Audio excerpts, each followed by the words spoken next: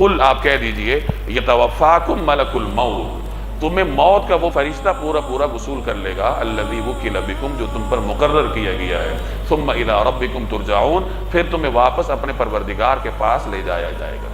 موت کا فرشتہ اللہ کے حکم سے زمین میں گھومتا رہتا ہے، اور جہاں اللہ کا حکم ہوتا ہے اس آدمی کی روح قبض کر لیتا ہے۔ تو ملک الموت اللہ کے حکم سے مقرر ہے انسان کی روح قبض کرنا، اور اس کے ساتھ ایک جماعت ہوتی ہے، دو قسم کی جماعتیں۔